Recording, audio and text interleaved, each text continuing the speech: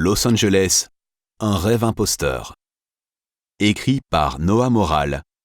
Lu par Bernard Grand. Préambule.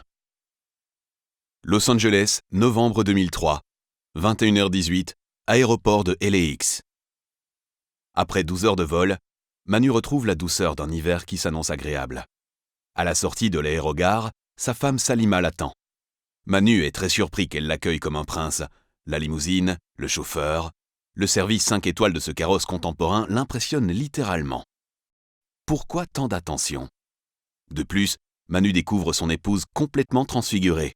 Elle a l'allure d'un top modèle. Mince, le visage affiné et le sourire flamboyant. On dit que l'argent n'a pas d'odeur, mais le parfum dégagé par son rayonnement resplendissant enivre toute l'atmosphère.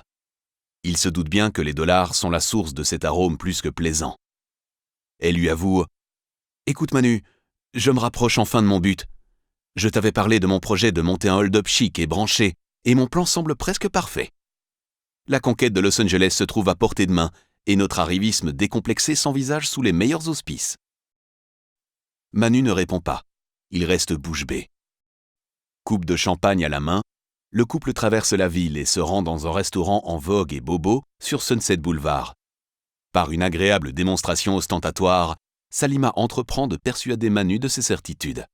« Tu vois Manu, nous avons eu raison de sacrifier nos valeurs sur l'autel de l'ambition. »« Tu le penses vraiment ? Fais-moi confiance. » Manu et Salima sont natifs de Bruxelles. Leur vie antérieure étriquée en raison de leurs origines sociales et culturelles les ont poussés à l'exil californien. Longtemps, ils ont cherché le business angel idéal, mais leur tentative était restée vaine. Personne ne voulait investir dans leur projet d'entreprise. Alors, ils en sont venus à envisager la tricherie et la manipulation comme l'unique moyen qui leur permettrait d'arriver à leur fin. Les mensonges feront désormais partie de leur quotidien. Une escroquerie morale, une association de malfaiteurs viennent donc de voir le jour.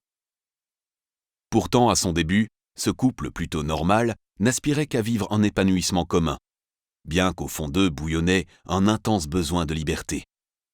Après avoir essuyé plusieurs refus relatifs à leur souhait d'entreprendre des projets commerciaux, le temps et la frustration avaient fait naître en eux une insidieuse soif de revanche.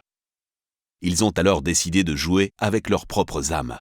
Mais qui ne l'aurait pas fait au regard de ce que ce braquage leur a apporté ? Une rêverie réelle.